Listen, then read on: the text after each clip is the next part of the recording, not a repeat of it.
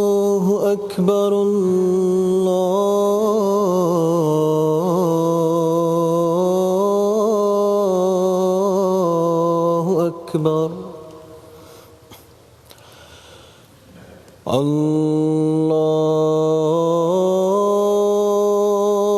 الله أكبر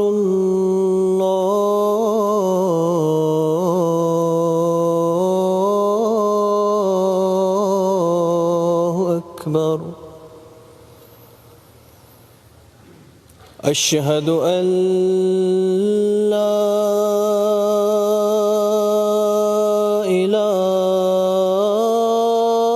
إله إلا الله أشهد أن لا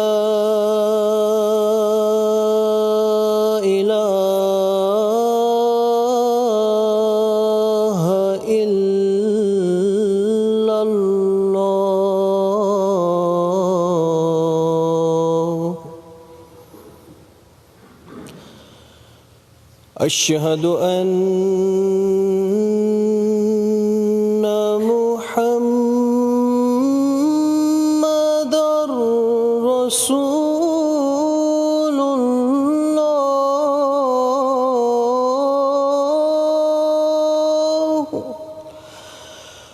أشهد أن محمدًا رسول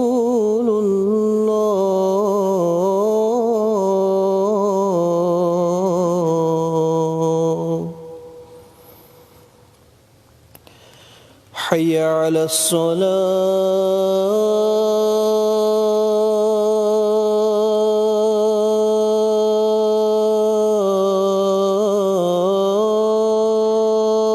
الصلاة حي على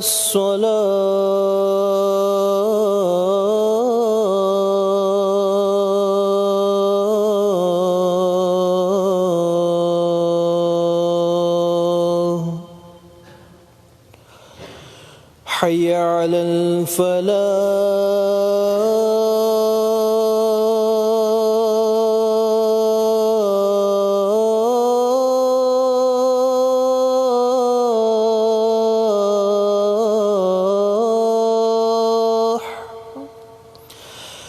حي على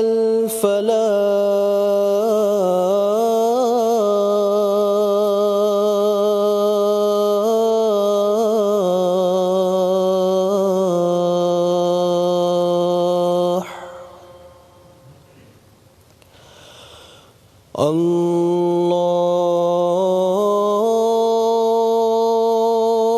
الله أكبر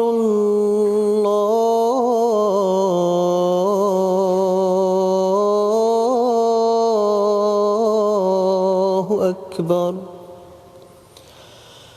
لا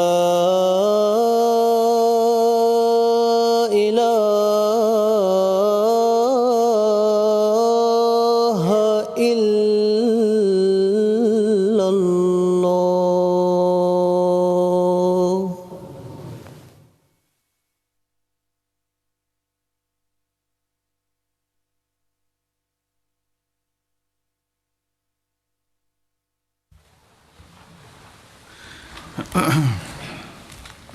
السلام عليكم ورحمة الله.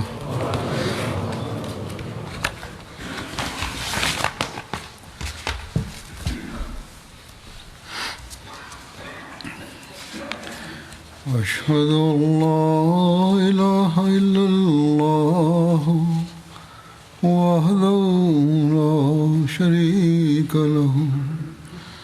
وأشهد أن محمدا عبده ورسوله أما بعد فأعوذ بالله من الشيطان الرجيم بسم الله الرحمن الرحيم الحمد لله رب العالمين الرحمن الرحيم مالك يوم الدين إياك نعبد وإياك نستعين اهدنا الصراط المستقيم صراط الذين أنعمت عليهم غير المغضوب عليهم ولا الضالين.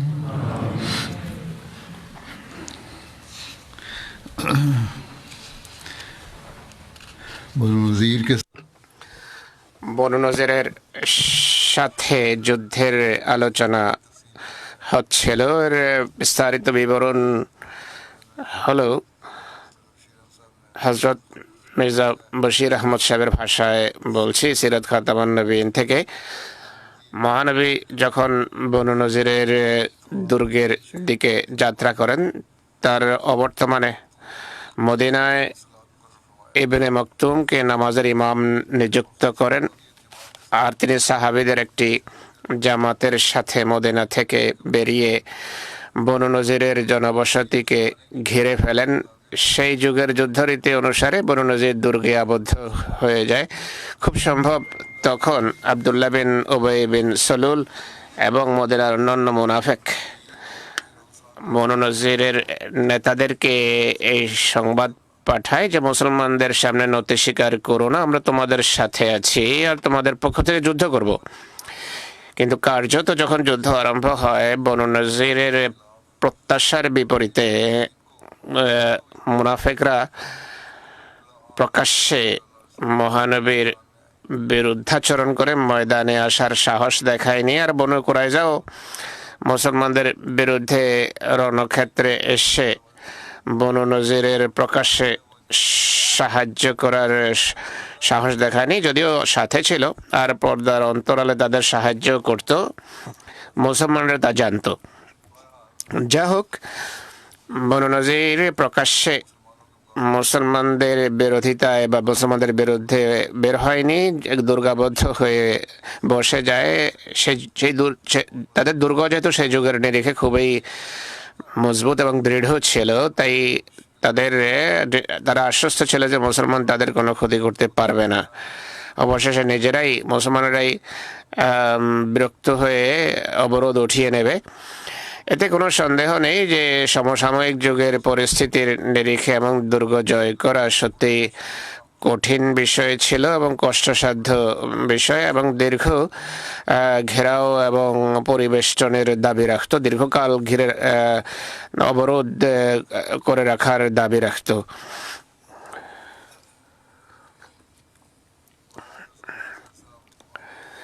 যাই হোক, হুজুর সাল্লাল্লাহু আলাইহি ওয়াসাল্লাম সেখানে যান, বনু নজিরের দুর্গ অবরোধ করে রাখেন। এই অবরোধ বা এই ঘেরাও 6 দিন, এক রওয়ায়াত অনুসারে 15 দিন দীর্ঘ ছিল। 20 এবং 23 দিন অবরোধ করে রাখার রওয়ায়াতের রয়েছে। অবরোধকালে বা পরিবেষ্টনকালে ঘেরাওয়ের সময় মহানবী কয়েকটি বৃক্ষ কাটার এবং জ্বালানোর নির্দেশ দিয়েছিলেন। ইহুদিরা যেহেতু দুর্গের দেয়ালের উপর থেকে তীর এবং পাথর বর্ষণ করছিল, এই গাছগুলো তাদের জন্য প্রতিরক্ষা দেয়াল হিসাবে কাজ করছিল। और उनकी कमीनगाह का काम दे रहे थे। এবং সেখানে তারা ওত পেতে থাকতো, গাছগুলোতে আত্মগোপন করে রেখে হামলা করতো। তাই মহানবী আবু লাইলা মাজানি এবং আব্দুল্লাহ বিন সালামকে সেই গাছগুলো জ্বালিয়ে দেওয়ার দায়িত্ব ন্যস্ত করেন। এটি আত্মরক্ষামূলক প্রয়োজনে করা হয়েছে, কোনো বাগান জ্বালানোর উদ্দেশ্য ছিল না। আবু লাইলা কেননা ইসলামে গাছ কাটা নিষেধ। আবু লায়লা মাজানি তাদের আজোয়া বৃক্ষে আগুন লাগিয়ে দেন। আব্দুল্লাহ বিন সালাম আজোয়া ছাড়াও অন্য অন্য খেজুরের গাছ জ্বালাচ্ছিলেন, কিন্তু রওয়ায়েতে এটি উল্লেখিত আছে যে নিম্নমানের খেজুর গাছ জ্বালানো হয়েছে। এর বিস্তারিত বিবরণ পরে তুলে ধরছি। যাই হোক, এই রওয়ায়েতে যা লেখা আছে তা এটি যে হযরত আবু লায়লা বলেন, এসব বৃক্ষ তাদের মূল্যবান মূলধন, এগুলো জ্বালালে তাদের বেশি দুঃখ হবে, কষ্ট হবে, দুঃখ ভারাক্রান্ত হবে, কারণ এটি তাদের মূলধন ছিল, ক্যাপিটাল ছিল। হযরত আব্দুল্লাহ বিন সালাম বলেন, আল্লাহ তাদের ধন সম্পদকে মহানবীর জন্য মালে গনিমত করবেন। আব্দুল্লাহ বিন সালামের এই উক্তি থেকেও প্রতিভাত হয় যে আজওয়া বৃক্ষের অর্থাৎ ভালো খেজুর গাছগুলো জ্বালানো হয়নি, অন্য অন্য গাছ জ্বালানো হয়। আজওয়া সবচেয়ে উত্তম মালে গনিমত আর মহানবীর কাজে আসবে, এই জন্য জ্বালানো হয়নি। ইহুদিরা যখন এই গাছগুলো জ্বালাতে দেখে, তাদের মহিলারা নিজেদের বুকে আঘাত করে, মুখে থাপ্পড় মারতে থাকে, চপেট এবং হাহুতাশ করার রীতি এটি। ইহুদি তখন পয়গাম পাঠায় যে, হে মোহাম্মদ, আপনি তো বড় সম্মানিত, আপনি নৈরাজ্য এবং ফাসাদ বারণ করেন এবং সর্বপ্রকার নৈরাজ্যকে অপছন্দ করেন। এখন আপনি নিজেই এই নৈরাজ্যমূলক কাজ করছেন। কিন্তু যেভাবে উল্লেখ করা হয়েছে, এই বৃক্ষগুলো তাদের গোপন স্থল বা অ্যাম্বুশের জন্য তারা ব্যবহার করত, তাই এই লুকোনোর জায়গা ধ্বংস করা আবশ্যক ছিল। এতে প্রজ্ঞা নিহিত ছিল যে যত দ্রুত সম্ভব তাদের শক্তি যেন ফুরিয়ে যায়, যেন রক্তপাত যত কম সম্ভব তা হয়। ঐশী ইচ্ছার অধীনে মহানবী গাছগুলো জ্বালানোর নির্দেশ দিয়েছিলেন বলে মনে হয়। ইহুদিদের এই অপবাদের আপত্তি আল্লাহ তাআলা নিজে খণ্ডন করেছেন। আল্লাহ বলছেন, মা কাতাতুম মিন লিনাতিন আও তারাকতুমুহা কাইমাতান আলা উসুলিহা ফাবিইযনিল্লাহ ওয়া লিইউখজিয়াল ফাসিকিন। যেই খেজুর গাছেই তোমরা কেটেছো বা যেটিকে নিজ কাণ্ডে দণ্ডায়মান থাকতে দিয়েছ, তা তোমরা আল্লাহর নির্দেশে করেছো। আর এর উদ্দেশ্য ছিল তিনি দুরাচারী পাপাচারীদেরকে, পাপিষ্ঠদেরকে লাঞ্ছিত করতে চান। কোন কোন রওয়ায়েতে আছে যে মহানবী সাল্লাল্লাহু আলাইহি ওয়াসাল্লাম অবরোধকালে ইহুদিদেরকে আরেকবার ক্ষমার বার্তা পাঠান, নতুন অঙ্গীকার এবং চুক্তির বার্তা পাঠান। মহানবী ইহুদিদেরকে বলেন, ইন্নাকুমুল্লাহ লা তা'মানুনা ইনদি ইল্লা বিআহদিন। তো তোমরা আমি তোমাদের উপর বিশ্বাস করি না। হ্যাঁ, নতুন ভাবে যদি কোনো চুক্তি করো তাহলে করতে পারো, কিন্তু তারা নতুন চুক্তি করতে অস্বীকার করে। কোনো নতুন অঙ্গীকারাবদ্ধ হতে তারা অস্বীকার করে, প্রত্যাখ্যান করে মহানবীর প্রস্তাবনা।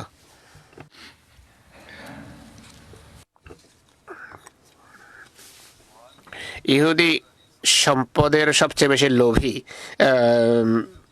তাদের মূল্যবান বৃক্ষ যখন জ্বালানো হয়, তারা তাৎক্ষণিকভাবে নতজানু হয়ে এলাকা ছেড়ে চলে যাওয়ার মতামত ব্যক্ত করে। এ সম্পর্কে মির্জা বশির আহমদ সাহেব লিখছেন যে বেশ কয়েকদিন পর্যন্ত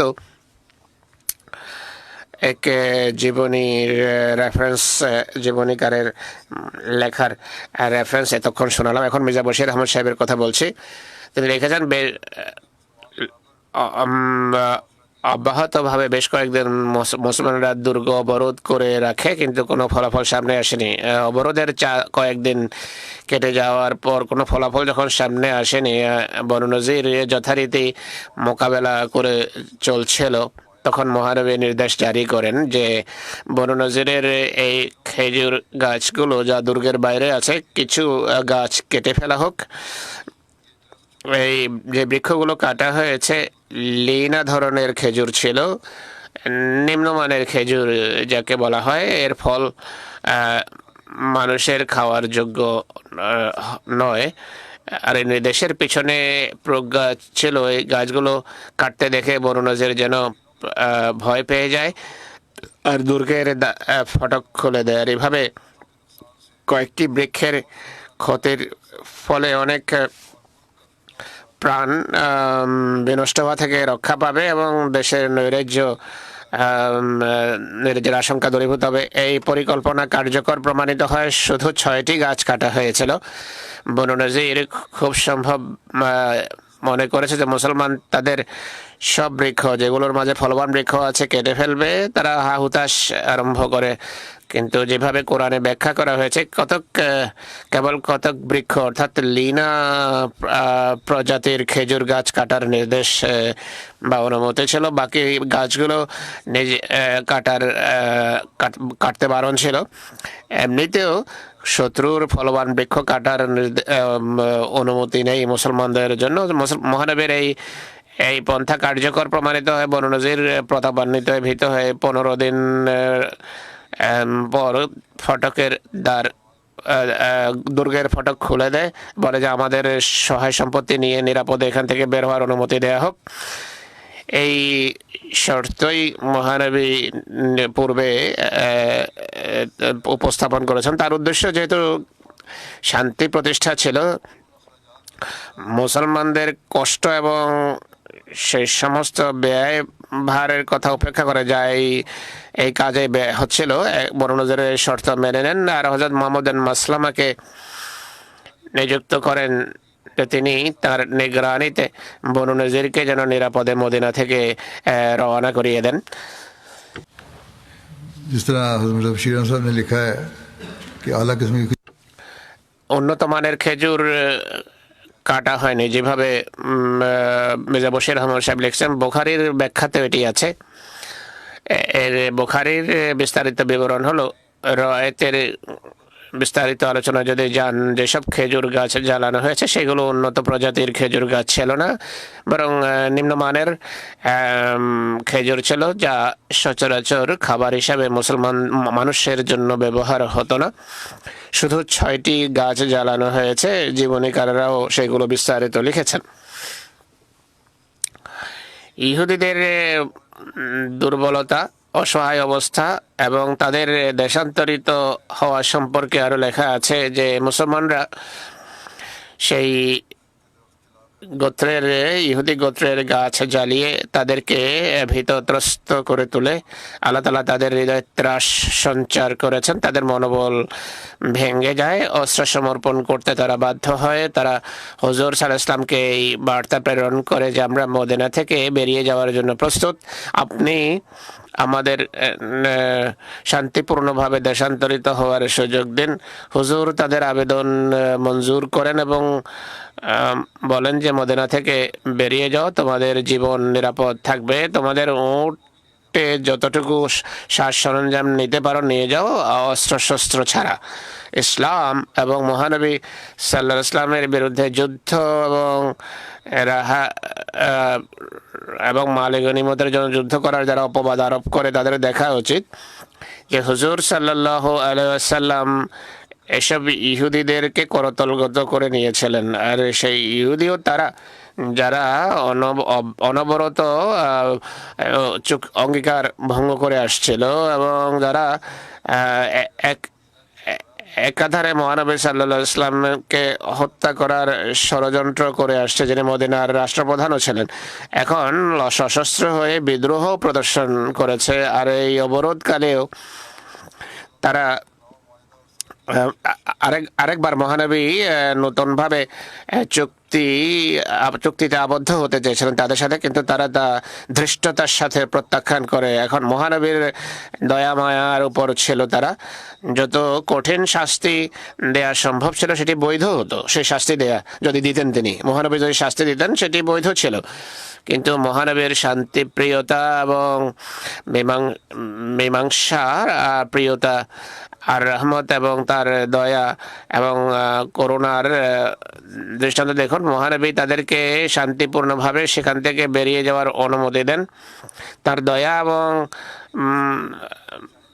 স্নেহ দেখুন, বলেন যে যে সাজ সরঞ্জাম নিতে চাও নিয়ে যাও, অস্ত্র শস্ত্র ছাড়া। এর বিবরণ পরে আসবে যে ইহুদিরা মহানবীর এই উদারতাকে কাজে লাগিয়েছে। ঘরের দরজা পর্যন্ত তারা ভেঙে 600 উঠে সাজ সরঞ্জাম পূর্ণ করে নিয়ে যায় এবং তাদের প্রকৃতিগত কৃপণতা এভাবে দেখা যায় যে যে জিনিসপত্র নেওয়া সম্ভব ছিল না সেইগুলো তারা জ্বালিয়ে দেয়। তারা নিজেদের ঘরের ছাদ এবং দেয়াল ভেঙে ফেলে যেন মুসলমানদের কাজে না লাগে। সেই ঘরও ভেঙে চুরে তারা চলে যায়, সেখান থেকে ঘরও ভূপাতিত করে।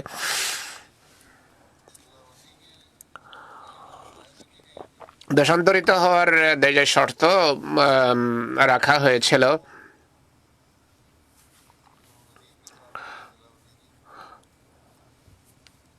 বনু নজিরের দেশান্তরিত হওয়ার শর্ত সম্পর্কে যা উল্লেখিত দেখা যায় তা হলো বনু নজির গোত্রের ইহুদি মদিনা থেকে যেখানে ইচ্ছা চলে যেতে পারে, চলে যাক, যেখানে ইচ্ছা চলে যাক, মদিনা ছেড়ে দেখ। মদিনা বনু নজিরের লোকেরা মদিনা ছেড়ে যেখানে ইচ্ছা যাক। ইহুদিরা মদিনা থেকে দেশান্তরিত হওয়ার সময় সম্পূর্ণভাবে অস্ত্রশস্ত্র শূন্য হবে। যত সাজ সরঞ্জাম উঠে বহন করে উট বোঝাই করে নিয়ে যেতে পারে নিয়ে যাক। 4 নম্বর শর্ত হলো যথাসাধ্য সম্পদ উঠিয়ে নেওয়ার পর তাদের স্থাবর অস্থাবর সব সম্পত্তি মুসলমানদের সম্পত্তি হবে। দেশান্তরিত হওয়ার কাজের তত্ত্বাবধান ইহুদিদের বিভিন্ন বাহানা এবং অজুহাতের কথা আছে, লেখা আছে। বনু নজিরকে মদিনা থেকে দেশান্তরিত করার দায়িত্ব হযরত মুহাম্মদ বিন মাসলামা রাদিয়াল্লাহু আনহুর উপর ন্যস্ত হয়েছে। তখন ইহুদি আরেকটা অজুহাত দেখায়, বলে যে এখানকার অনেক মানুষ আমাদের কাছে ঋণী, তাদেরকে যাচ্ছে সেই ঋণ পরিশোধ করতে হবে। তারা মদিনায় আরো কিছুদিন অবস্থান করার বাহানা বা অজুহাত তালাশ করছিল। মহানবী বলেন, তোমরা সুদ বাদ দিয়ে ঋণের অঙ্ক কমিয়ে দাও। ঋণ পেয়ে যাবে, ঋণের টাকা পেয়ে যাবে, কিন্তু সুদ পাবে না। এখান থেকে তাড়াতাড়ি বের হয়। আবু রাফে সালাম বিন আবেল হুকাইক হজরত উসাইদ বিন হোজাইর থেকে একটা 120 দিনার পেত। সে 40 দিনার সুদ মাফ করে দিয়ে 80 দিনার তার কাছ থেকে আদায় করে। অন্যরাও হয়তো এমনটি করে থাকবে। মহানবী দেশান্তরিত হওয়ার শর্ত যখন নির্ধারণ করেন, আবু রাফে সালাম বিন আবেল হুয়াই বিন আখতাবকে বলে, তোমার মন্দ হোক, তুমি ধ্বংস হও, ইসলাম গ্রহণ করো, এর চেয়ে অশুভ পরিণতি দেখার আগে। হুয়াই বলে যে এর চেয়ে অশুভ পরিণতি আর কি হতে পারে। আবু রাফে বলে যে আমাদের সন্তান সন্ততিকে বন্দী করে করা হবে, আমাদের সাহসীরা নিহত হবে, আমাদের ধন সম্পদ মুসলমানদের করতলগত হবে।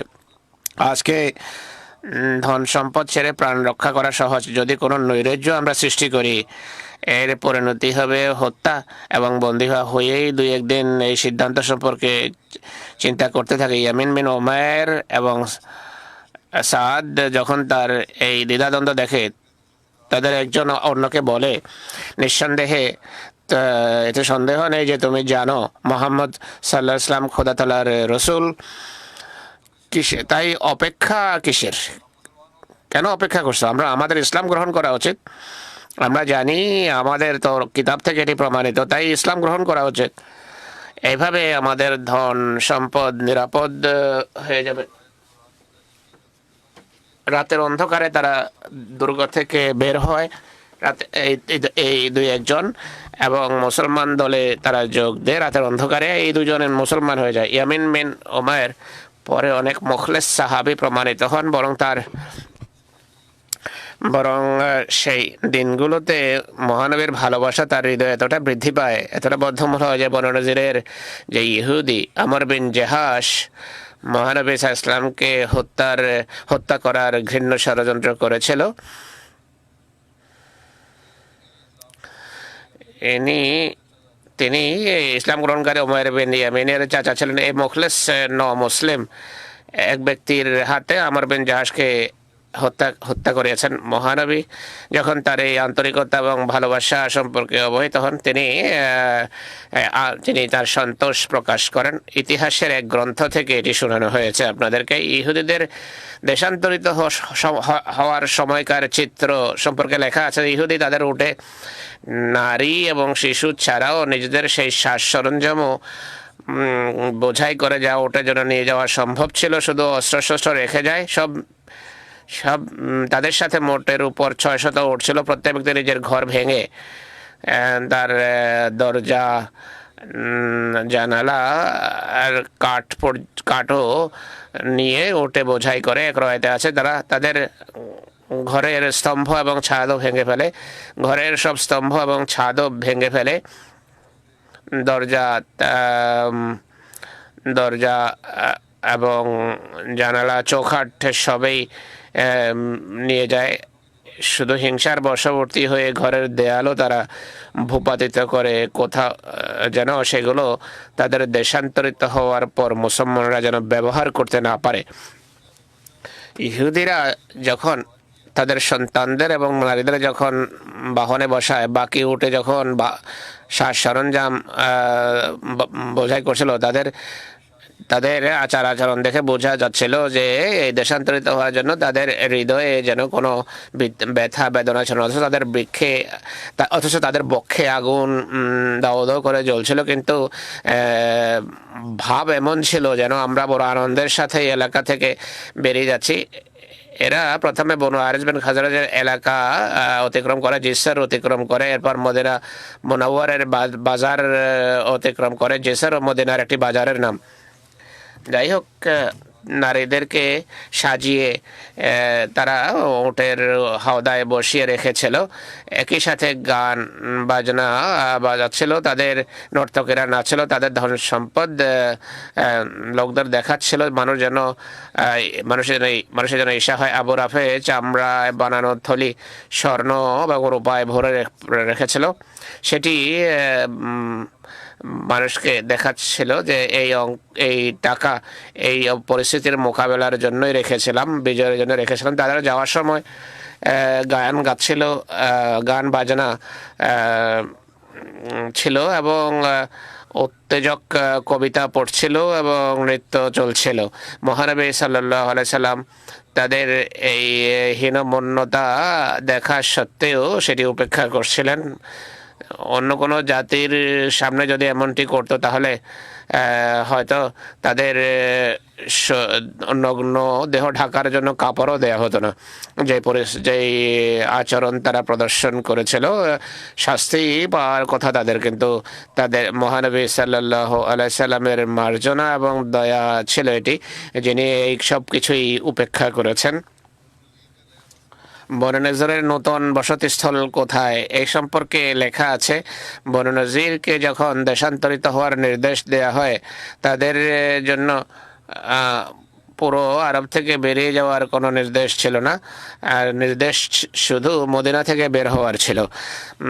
এছাড়া যেখানে ইচ্ছা তারা বসতি স্থাপন করতে পারত। তাদের কিছু সিরিয়ার আজরিয়াতের দিকে চলে যায়, বেশিরভাগ খায়বারের উদ্দেশ্যে যাত্রা করে। খায়বার মদিনা থেকে প্রায় 96 মাইল দূরে অবস্থিত একটি জায়গা। আরবে আশ্রয় গ্রহণকারী ইহুদিদের এত বড় কেন্দ্র ছিল এটি যে এদের সশস্ত্র যোদ্ধার সংখ্যা ছিল 10,000। এছাড়া ইহুদিদের অনেক দুর্গ সেখানে ছিল, আর কৃষি বহুল অঞ্চল ছিল। পুরো আরবের সব ইহুদি বনু নজিরের নেতৃত্বকে মেনে নিয়েছিল, কেননা তারা হযরত হারুনের বংশ বলে দাবি করত। এছাড়াও সম্পদশালী হওয়ার পাশাপাশি অনেক চক্রান্তবাজ ছিল তারা। বনু নজির ইহুদি যখন খায়বার চলে যায়, সেখানে ইহুদিদের শক্তি এবং ক্ষমতা আরও বেড়ে যায়। বনু নজিরের বড় নেতা হুয়াই বিন আখতাব, সালাম বিন আবিল হুকাইক এবং কেনার বিন রবির মতো লোকেরাও সেখানে ছিল। খায়বারের ইহুদি রণকৌশলে এবং ধন সম্পদের ক্ষেত্রে অনেক সম্পদশালী ছিল এবং দক্ষও ছিল। বনু নজিরের ইহুদিরা যুদ্ধের মোকাবেলায় রাজনৈতিক কৌশলে বেশি দক্ষতা রাখতো? খয়বারে পৌঁছতেই তারা নিজেদেরকে, অর্থাৎ বনু নজিরের লোকেরা নিজেদেরকে নেতৃত্বের স্থানে নিয়ে যায় এবং এভাবে খয়বার এর স্থানটি মুসলমানদের জন্য একটি যুদ্ধস্থলে পরিণত হয়। বনু নজিরের ইহুদিদের সাথে আনসারদের পুত্রদের যাওয়ার সম্পর্কে বলা হয়েছে যে বনু নজিরের কিছু লোক মদিনা থেকে বের হয়ে সিরিয়া রাজরিয়াতের দিকে চলে যায়। সেসব ইহুদিদের মাঝে আনসারদের কিছু পুত্র ছিল। এর কারণ ছিল যদি কোনো আনসারের স্ত্রী জীবিত না থাকতো তাহলে তারা এই মানত করতো যে যদি তার পুত্র জীবিত না থাকে তাহলে তার পুত্রকে ইহুদি বানিয়ে দিব। অতএব এমন অনেক লোক ছিল যারা আনসারদের পুত্র ছিল কিন্তু তারা ইহুদি হয়ে গিয়েছিল বা ইহুদি বানিয়ে দেওয়া হয়েছিল। বনু নজিরের লোকেরা যখন দেশান্তরিত হচ্ছিল তখন এই ছেলেদের পিতারা বলে যে আমরা আমাদের সন্তানদের তাদের সাথে যেতে দিব না। এতে আল্লাহ তাআলা তাদের জন্য এই ওহী অবতীর্ণ করেন। সিরাতুল হালাবিয়াতে লেখা আছে, আল্লাহ তাআলা বলেন লা ইকরাহা ফিদ্দিন, অর্থাৎ ধর্মের ক্ষেত্রে কোনো জোর জবরদস্তি নেই। হযরত মির্জা বশির আহমদ সাহেব এই সম্পর্কে লিখেছেন যে বনু নজির খুবই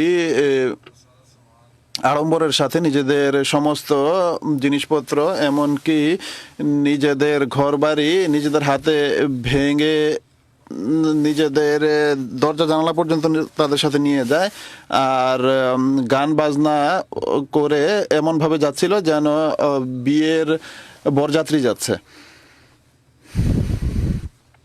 আর তারা চাচ্ছিল না যে তাদের কোনো সম্পদ মুসলমানদের হাতে যাক। আর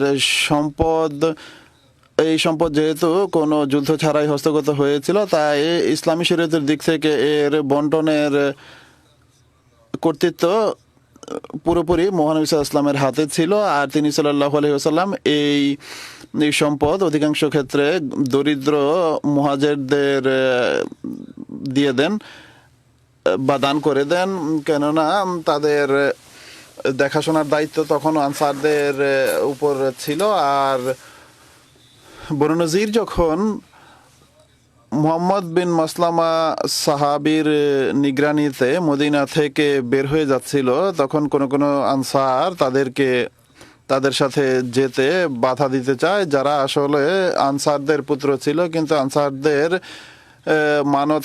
মানত করার কারণে তারা ইহুদি হয়ে গিয়েছিল। আর বনু নজির তাদেরকে সাথে নিয়ে যেতে যাচ্ছিল, কিন্তু যেহেতু আনসারদের দাবি ইসলামী নির্দেশ লা ইকরাহা ফিদ্দিন, অর্থাৎ ধর্মের ব্যাপারে কোনো জোর জবরদস্তি করা উচিত নয়, এর বিরোধী ছিল, তাই মহানবী সাল্লাল্লাহু আলাইহি ওয়াসাল্লাম মুসলমানদের বিরুদ্ধে ইহুদিদের পক্ষে রায় দেন বা সিদ্ধান্ত দেন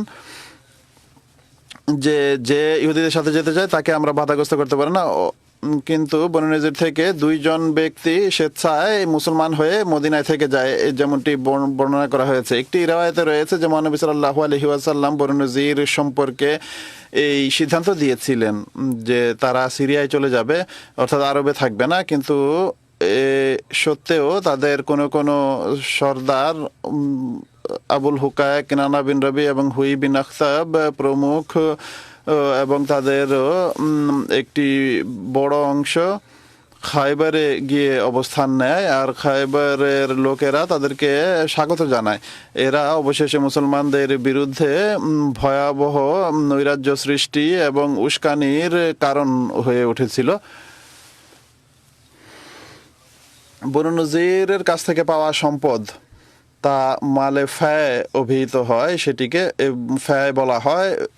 এ সম্পর্কে লেখা আছে যে বনু নজির গোত্রের যাওয়ার পর তাদের অস্ত্র শস্ত্র, বাগান, জমি জমা এবং ঘরবাড়ি ইত্যাদি মহানবী সাল্লাল্লাহু আলাইহি ওয়াসাল্লাম নিজ করায়ত্তে নিয়ে নেন। 50টি বর্ম এবং 340টি তরবারি ছিল। এগুলো মুসলমানদের হাতে আসা প্রথম মালে ফ্যায় ছিল, অর্থাৎ সেই সম্পদ যা কাফেরদের সাথে যুদ্ধ ছাড়াই পাওয়া যায়।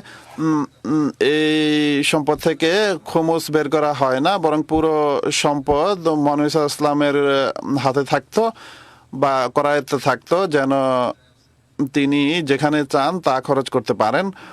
বনু নজিরের সাথে যুদ্ধের দরকার হয়নি, বরং আল্লাহ তাআলা নিজ নবীর প্রতাপ তাদের হৃদয়ে এমনভাবে বিস্তৃত করেছিলেন যে তারা নিজেদের ধন সম্পদ তাদের হাতে তুলে দেয়।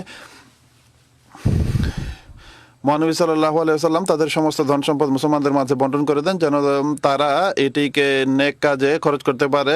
এ সম্পর্কে আয়াত এসেছে ওমা ফাআল্লাহু আলা রাসূলিহি منهم فما وجفتم عليه وما وجفتم عليه من خيل ولا ركاب ولكن الله يسلط رسله على من يشاء والله على كل شيء قدير।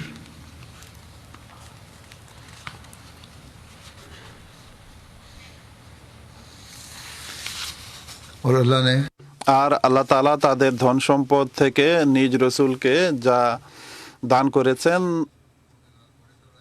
তার জন্য তোমরা ঘোড়াও চালাওনি এবং উটও চালাওনি, কিন্তু আল্লাহ তাআলা যাকে চান তার কর্তৃত্ব দান করেন এবং আল্লাহ তাআলা যা চান তা করতে পারেন।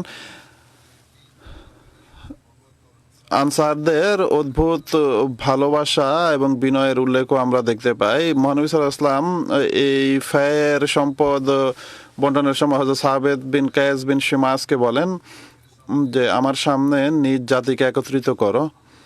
তিনি জিজ্ঞেস করেন, হে আল্লাহ রাসূল সাল্লাল্লাহু আলাইহি ওয়াসাল্লাম, খাজরাজ? তিনি বলেন যে পুরো আনসারকে ডাকো।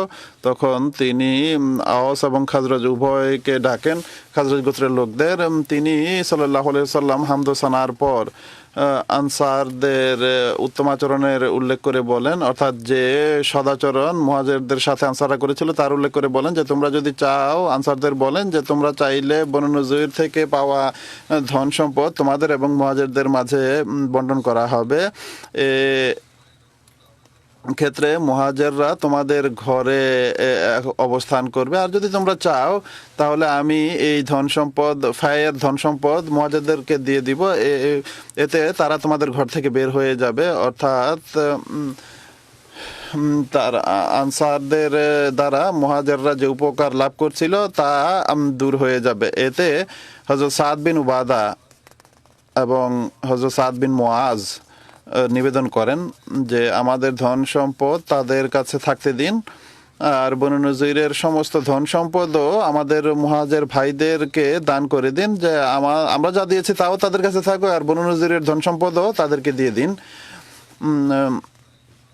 মুহাজিররা যখন এই কথা শুনেন তখন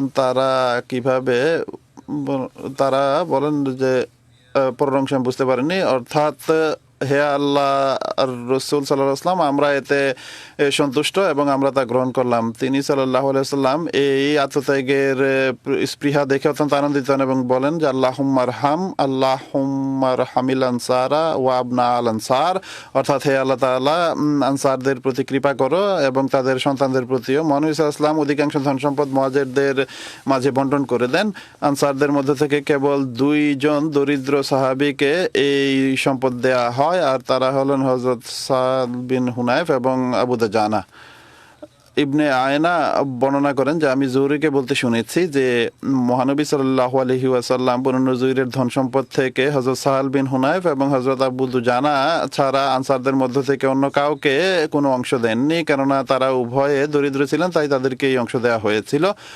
মহানবী সাল্লাল্লাহু আলাইহি ওয়াসাল্লাম হযরত সাদ বিন মুআজকে আবুল হুকায়কের তরবারি দান করেন। এই তরবারি খুবই প্রসিদ্ধ ছিল। তিনি সাল্লাল্লাহু আলাইহি ওয়াসাল্লাম অন্যান্য জিনিস দরিদ্রদের মাঝে বন্টন করে দেন এবং কিছু নিজের জন্য রাখেন, যা তার পবিত্র স্ত্রীদের খরচ নির্বাহের জন্য ছিল। এক রাওয়ায়াতে এসেছে যে তিনি সাল্লাল্লাহু আলাইহি ওয়াসাল্লাম বনু নজীরের বাগান থেকে প্রাপ্ত শস্য দ্বারা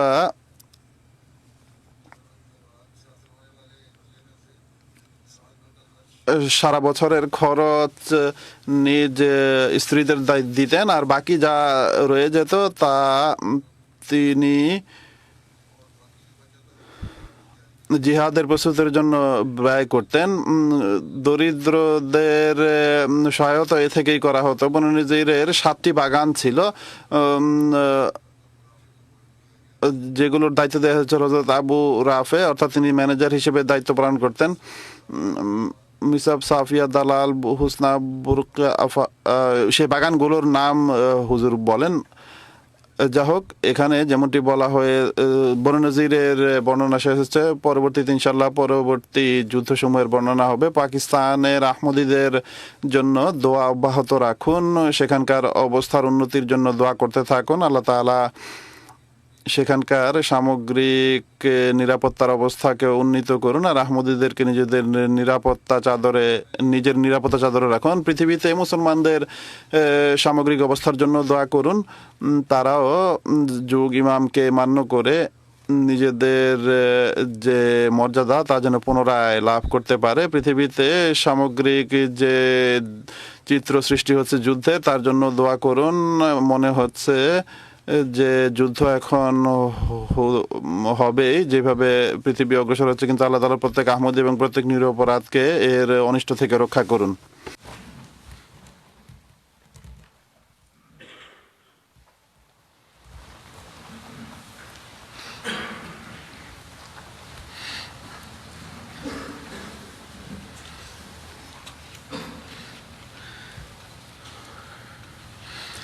الحمد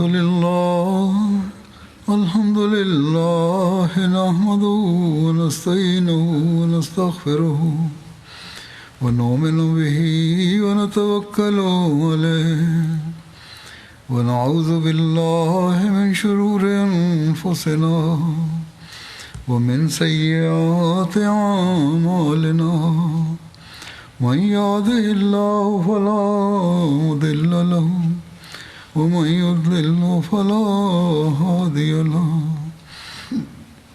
ونشهد أن لا إله إلا الله ونشهد أن محمدا عبده ورسوله عباد الله رحمكم الله إن الله يأمر بالعدل والإحسان وإيتاء ذي القربى وينهى عن الفحشاء والمنكر والبغي يعظكم لعلكم تذكرون اذكروا الله يذكركم وادعوه يستجب لكم ولذكر الله أكبر.